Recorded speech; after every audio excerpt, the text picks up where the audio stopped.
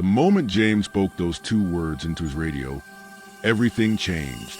Code red. The morning started like any other normal day at Kensington Palace. The sky was clear and blue, with soft white clouds floating peacefully above the grand building.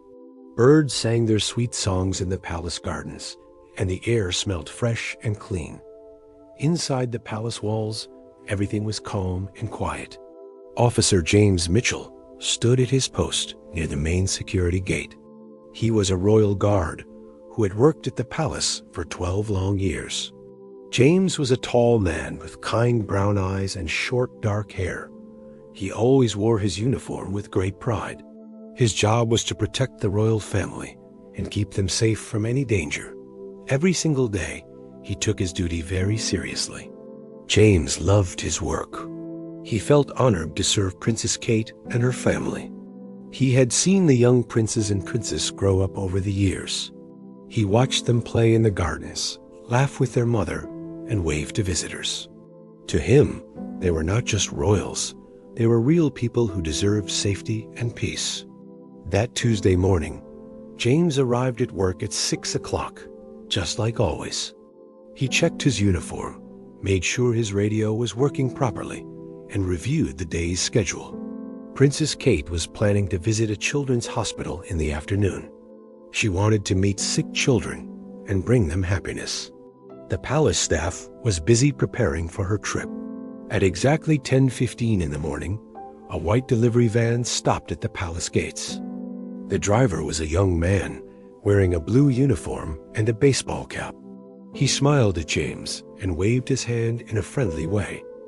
James walked over to the van with his usual careful manner. "Good morning, sir. I have a delivery for Princess Kate Middleton," the driver said cheerfully. He reached into the back of his van and pulled out a package. The package looked beautiful. It was wrapped in shiny silver paper that sparkled in the morning sunlight. A white silk ribbon was tied around it in a perfect bow. The box was about the size of a shoebox, not too big, not too small. On the top, there was a small card with Princess Kate's name written in elegant handwriting. "Thank you," James said politely.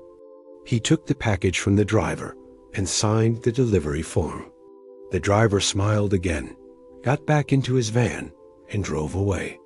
James stood there holding the package, looking at it carefully. Every day, the royal family received many gifts from people around the world. Some sent flowers. Some sent homemade cookies or cakes. Children often sent drawings and paintings. Old ladies sent knitted scarves and blankets. Most people just wanted to show their love and respect for the royals. But James knew that not everyone had good intentions.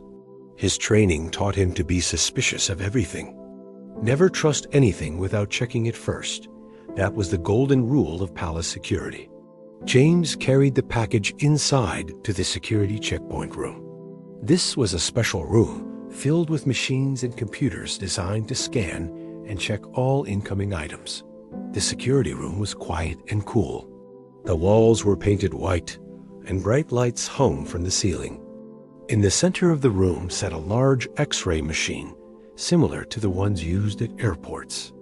Officer Sarah Thompson was already there, drinking her morning coffee and reading some reports. "Morning, James," Sarah said with a friendly smile. "What do you have there?"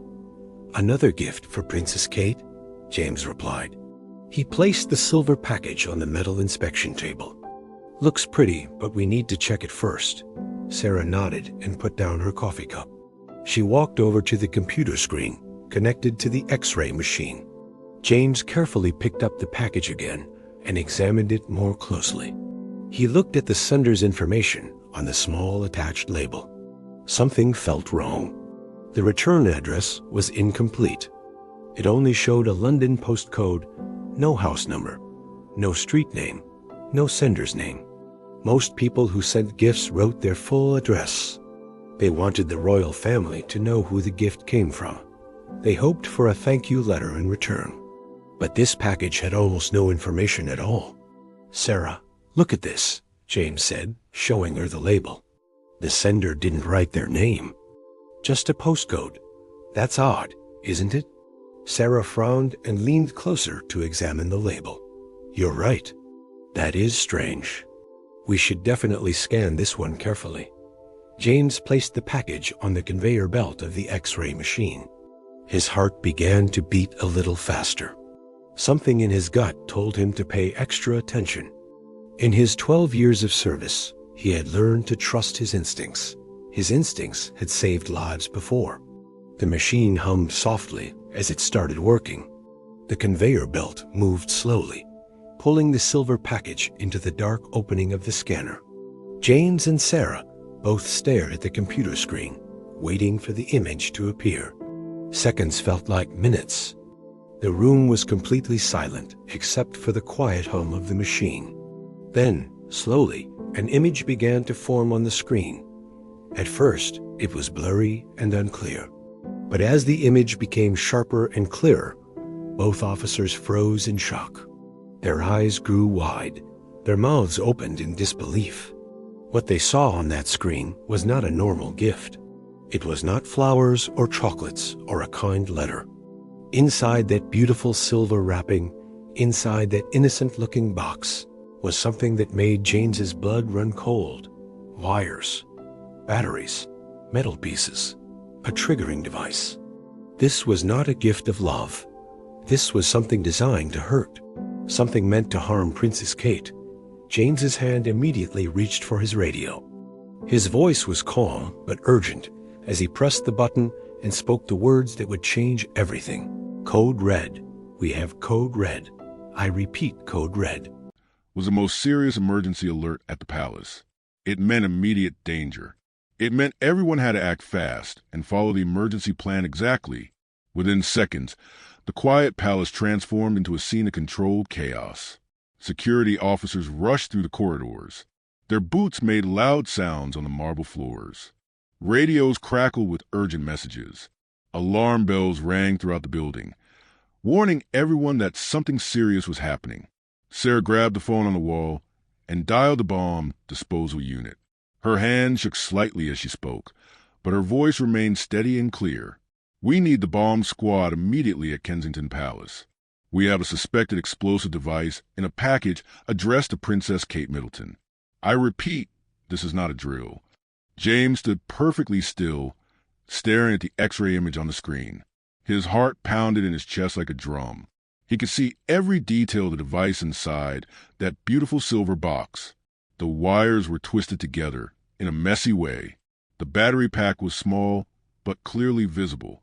And there, in the center, was something that looked like a trigger mechanism, a switch that could activate the device. Chief Security Officer Robert Davies burst into the room. He was a big man with gray hair and a serious face. He had worked in royal protection for 30 years and had seen many dangerous situations. But even he looked worried as he rushed to the computer screen. "Show me," he commanded firmly. James pointed at the screen. "There, sir.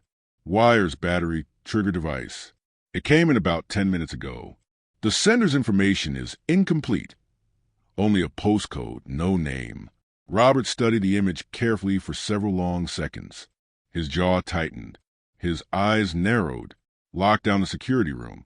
Nobody touches that package. Nobody comes in or goes out except authorized personnel. James, Sarah, excellent work. You may have just saved lives today. Meanwhile, in another part of the palace, Princess Kate was in her private office. She was sitting at her desk, reading through notes for her hospital visit that afternoon. She was wearing a simple blue dress, and her hair was tied back neatly. She was thinking about the sick children she would meet and what words might comfort them. Suddenly, her personal protection officer, Emma Collins, rushed into the room. Emma's face was pale and tense. "Your Royal Highness, we need to move you immediately. There's a security situation. Please come with me right now. Don't ask questions, just follow me quickly." Kate stood up immediately. She had been trained for emergencies like this. She knew that when security said move, you move without arguing or wasting time. "My children, where are they?" she asked urgently. "Prince George is at school. Princess Charlotte is at ballet class. Prince Louis is in the nursery with his nanny. We're bringing them all to the secure location. Everyone will be safe. But we must go now. Emma guided Princess Kate through a hidden corridor that most people didn't know existed. These secret passages were built into the palace specifically for emergencies. The walls were plain and gray. The lights were bright. Their footsteps echoed in the narrow space. Kate's mind raced with questions. What kind of security situation? Was her family truly safe? Was this a false alarm or real danger? But she stayed calm and kept walking quickly beside Emma. She trusted the security team completely.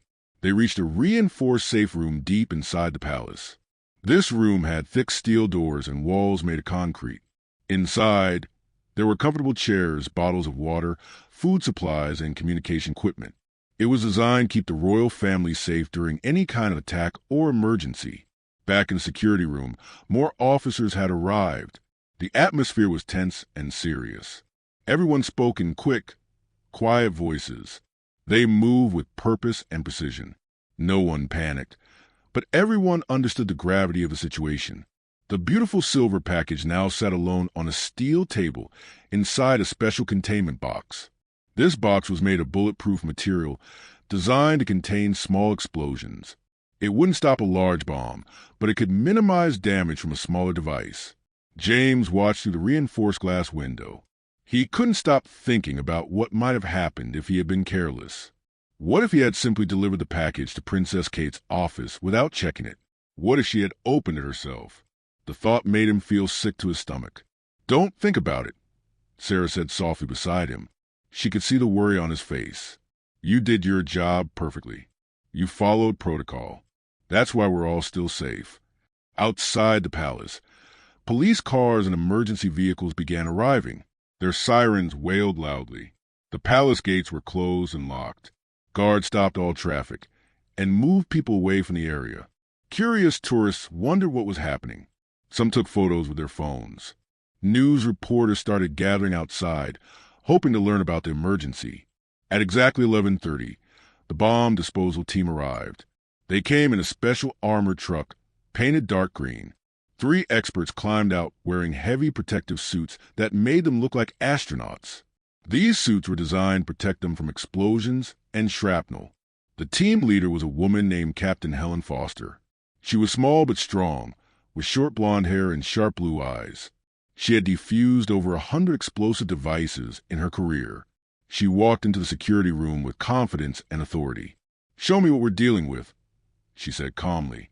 Robert showed her the X-ray image. Helen studied it carefully, zooming in on different parts of the device. She asked questions about when it arrived, who touched it, and where it had been. She took notes on a small computer tablet. "All right," Helen finally said. "This looks like an amateur construction. Probably not very sophisticated, but we still treat it as highly dangerous until we confirm otherwise. My team will handle this. Everyone else needs to clear this entire wing of the palace." James felt relieved knowing experts were now in charge, but his anxiety didn't disappear. He couldn't relax until this threat was completely eliminated and Princess Kate was safe. The bomb disposal team began their careful, methodical work. Every movement was slow and deliberate. Every action was calculated and precise. The entire palace held its breath, waiting to see what would happen next. Captain Helen Foster and her team moved with extreme care and precision. They entered the security room, wearing their heavy protective suits. The suits were thick and bulky, making every movement slow and difficult. But this protection was necessary. One wrong move could trigger the device and cause a terrible explosion. James and Sarah watched from behind the reinforced glass wall in the observation room. Other security officers stood with them, their faces tense and worried. Nobody spoke. The silence was heavy and uncomfortable. Everyone's eyes were fixed on the bomb disposal team, working in the next room. Helen approached the containment box first. She walked very slowly, taking tiny, careful steps. Her breathing was steady and controlled inside her helmet. She had defused many bombs before, but each one was different. Each one carried its own unique danger. She could never be careless or overconfident. Through the small window of her helmet, Helen examined the silver package. It still looked innocent and beautiful from the outside. The shiny paper sparkled under the bright lights. The white ribbon remained perfectly tied. Nobody would ever guess that something dangerous was hidden inside such pretty wrapping. "Roberts, hand me the scanner." Helen spoke into her helmet microphone. Her voice came through the speakers in the observation room, so everyone could hear. Officer Michael Roberts, another member of the bomb squad, handed her a handheld scanning device. The special tool could detect different materials and chemicals.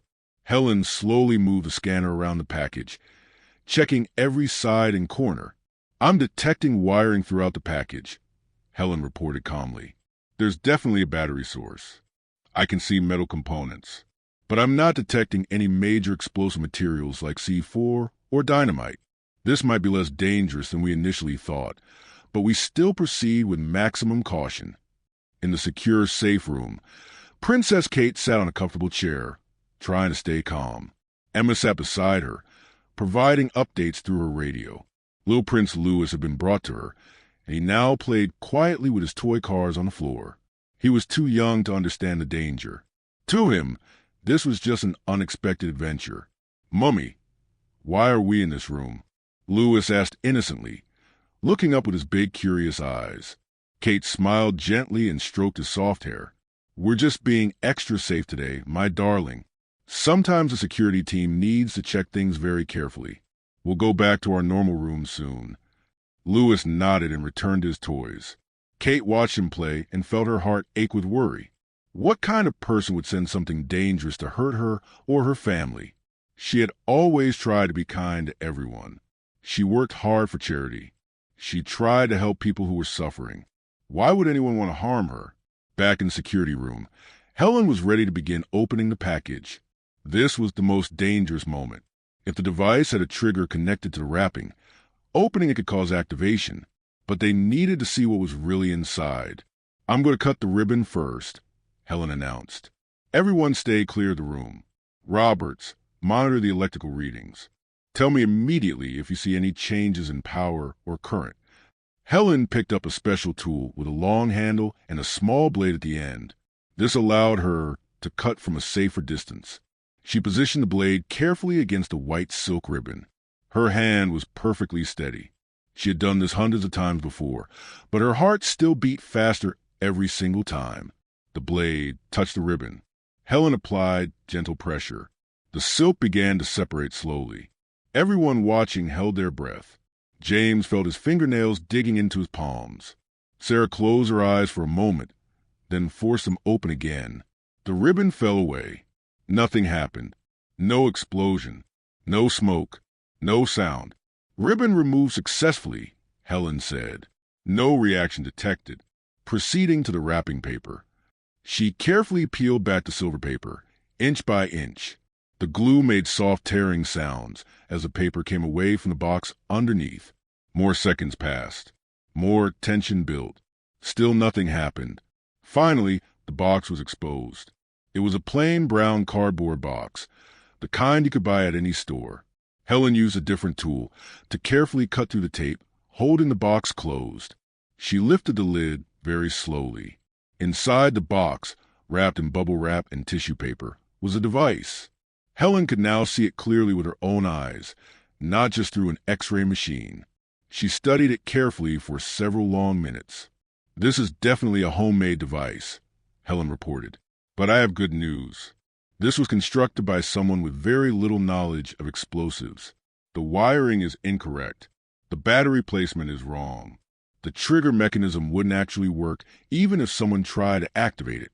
This device was never capable of functioning properly." A wave of relief swept through the observation room. James let out a long breath he didn't know he was holding. Sarah put her hand over her heart and closed her eyes, thanking God silently. But Helen continued speaking, her voice becoming more serious. However, the intent was clearly malicious. Someone built this trying to cause harm. They wanted it to work. They just didn't have the skill or knowledge to make it functional.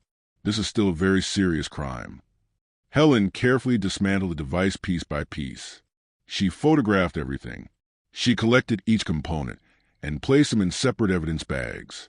Every wire, every battery, every piece of metal was documented and preserved. This evidence would be crucial for the police investigation. Chief Robert Davies immediately contacted Detective Inspector Caroline Hughes from the Metropolitan Police. Caroline was a specialist in threats against the royal family. She was smart, thorough, and determined. When she received the call about the package, she assembled her investigation team immediately. Within an hour, Caroline arrived at the palace with 5 other detectives. They were all wearing professional suits and carrying briefcases filled with investigation equipment. Caroline was a tall woman with red hair pulled back in a tight bun. Her green eyes were sharp and intelligent. "Show me everything," Caroline said to James. "I want to see the package, the delivery van information, the X-ray images, and the dismantled device. I want to interview everyone who touched or saw this package." James led Caroline to the security room. He showed her all the evidence. He explained exactly what happened from the moment the delivery van arrived. Caroline listened carefully, taking detailed notes. Detective Inspector Caroline Hughes worked quickly and efficiently. She had investigated many threats against the royal family before, but each case still made her angry. How could anyone want to hurt these people who dedicated their lives to serving the country? She was determined to find whoever sent this dangerous package. Caroline stood in the security room, examining the dismantled device spread across the evidence table. Each piece was labeled and photographed. She picked up a plastic bag containing some wires and studied them closely through the clear material. "These wires were purchased recently," Caroline said to her team. "They're clean and new, not salvaged from old electronics. We can trace where these specific types were sold. That's our first lead." Her colleague, Detective Mark Peterson, was already on his laptop computer. He was checking records from the delivery company. His fingers moved quickly across the keyboard, searching through databases and files. "I've got something," Mark said suddenly. "The package was dropped off at a postal collection point in East London yesterday afternoon. The sender paid with cash, not a credit card. But the collection point has security cameras. I'm requesting the footage now." Caroline nodded with approval. "Good work. What about the delivery driver who brought it here? Did he notice anything unusual?" James stepped forward. "I have his contact information from the delivery form. He seemed normal, friendly, polite, nothing suspicious about his behavior. He probably had no idea what he was carrying." "We'll still need to interview him," Caroline said. "He might have seen something important without realizing it. Small details can solve big cases." While Caroline's team worked on tracing the package, another detective named Sophie Chun was examining the handwriting on the address label. Sophie was an expert in handwriting analysis. She had studied thousands of writing samples and could often tell interesting things about a person from how they wrote. Sophie held the label under a magnifying glass. "The handwriting shows signs of tension," she observed. "See how the letters are pressed very hard into the paper? The person was nervous or anxious when they wrote this. Also, the writing slants heavily to the right, which suggests impulsive behavior. And look here, they made several small mistakes and corrections." Caroline came over to look. "What does all that tell us about our suspect?" "I would guess we're looking for someone emotional and unstable," Sophie explained. "Someone who acts on feelings rather than careful planning. The heavy pressure suggests anger or frustration. This wasn't a professional job. This was personal." Meanwhile, Mark received the security camera footage from the postal collection point. The team gathered around his laptop to watch. The video quality was fairly good, showing a clear view of the counter where people dropped off packages. They watched several minutes of footage, showing different customers coming and going. Then, at exactly 3:47 in the afternoon, a man appeared on the screen. He was wearing a dark jacket with the hood pulled up over his head. He kept his face turned away from the camera, clearly trying to avoid being identified. "Smart," Caroline muttered. "He knows where the cameras are located." The man approached the counter quickly. He placed the silver package down, paid the postal worker with cash from his pocket, and left immediately. The whole transaction took less than 2 minutes. He never once looked directly at the camera. "Can we get a better angle?" Caroline asked. "What about cameras outside the building?" Mark worked his magic on the computer again. He accessed footage from a traffic camera across the street. This camera had a wide view of the entire area. The team watched as a hooded man exited the postal building and walked down the street. 3 blocks away, the man finally removed his hood. For just a few seconds, his face was visible in the camera footage. Mark immediately paused the video and zoomed in on the man's face. "There," Caroline said with satisfaction. "We have him." The image showed a man in his early 40s with messy brown hair, a thin face, and wild eyes. He looked tired and troubled. Mark took a screenshot of the face and ran it through the police facial recognition system. 10 minutes later, they had a match. "His name is David William Fletcher," Mark announced, reading from his computer screen. "Age 43. Lives alone in a flat in East London. No criminal record. But look at this. He's been posting extensively on social media about the royal family. Hundreds of posts over the past 6 months." Caroline leaned over to read the screen. Her expression grew more serious as she scrolled through David Fletcher's online activity. The post started out fairly normal, just comments about royal events and news. But gradually, they became stranger and more obsessive.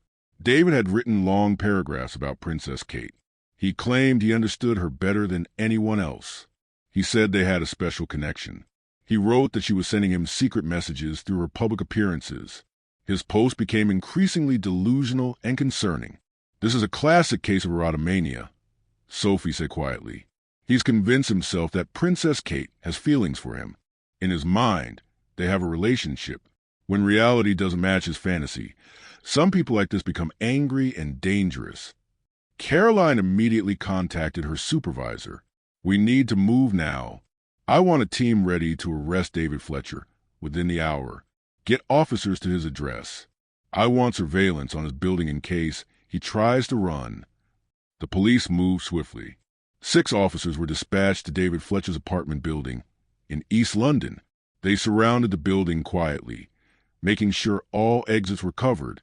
Caroline and Mark drove there in an unmarked car, arriving just as the tactical team was getting into position. The apartment building was old and run down. The paint was peeling off the walls. The windows were dirty. This was not a wealthy neighborhood. David lived on the 3rd floor in a small 1-bedroom flat. Caroline and 4 officers climbed the narrow staircase. The building smelled of old cooking and dampness. They reached apartment number 12 and stopped outside the door. Caroline knocked firmly, her hand resting on her badge. "David Fletcher? This is the Metropolitan Police. We need to speak with you. Please open the door." At first, there was silence. Then they heard movement inside. Footsteps, the sound of something being knocked over, a voice muttering nervously. The footsteps came closer to the door. The door opened slowly. David Fletcher stood there, looking exactly like his photo. His eyes were red and tired.